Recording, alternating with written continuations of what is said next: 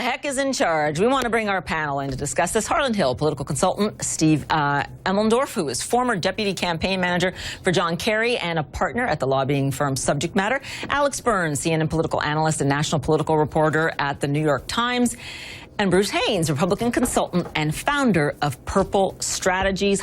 You know, Bruce, if we're going to take the question to Steve, I'll say to you, not Bruce, why does it matter, but Bruce, why are the Republicans saying this matter? Because I got to think that the Republican establishment right now is thinking, really?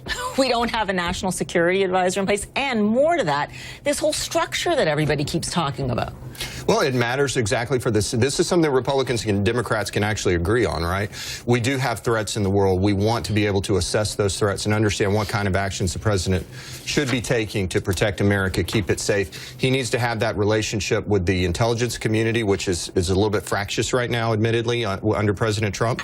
He needs someone to help begin to build that bridge and keep that information flowing to him in a way that he can trust. So he needs that position appointed, needs to move forward. Well, Barack Obama should have done it. He's in your backyard right now in South Carolina. That's is that right. what the message in South Carolina This is what his voter, who wasn't necessarily a traditional Republican voter or Democrat voter, sent him to Washington to do. Yeah. They sent him to Washington to swing a bat and clean these guys up and force them to get with an economic agenda that they believed that Republicans and Democrats no longer represented. And when you heard the speech that Trump gave today, it was a classic speech about having a new economic agenda around creating jobs. Even when he talked about military strength, he talked about it in the context of how it creates jobs for people who build the things like the planes.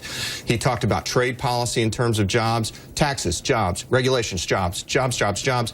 That's the kind of speech that Donald Trump needs to continue to give to connect with those voters and build on that base, which was great advice from Steve. Okay, we will take a pause. We're coming back to talk a lot more about his campaign mode. Just, Bruce, I want to get you in on this in terms of what that Republican Party is thinking now, specifically even someone like Reince Priebus, who is the Republican representative, the true blue one there to say, in the White House. What are they thinking? How are they going to get that legislative agenda on track and where they need it to be? I think that's their biggest concern with respect to Trump, is their ability to drive a message and keep things moving through the Congress. You know, there's this noise going on with the speeches and the rallies and these kinds of things, but underneath, the Congress is still like a slow-moving train, and things are moving forward.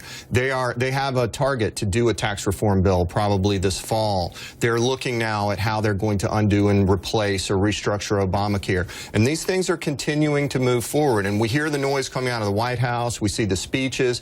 By the way, that speech, if he'd have given that, if he gives that same speech tomorrow in Melbourne, people roll their eyes and they shrug their shoulders and say, that's the usual Trump.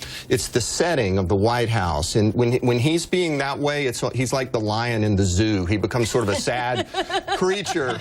But you let him out of the zoo, and you put him out in his natural habitat, which is where he was today in Charleston with voters in places like Melbourne.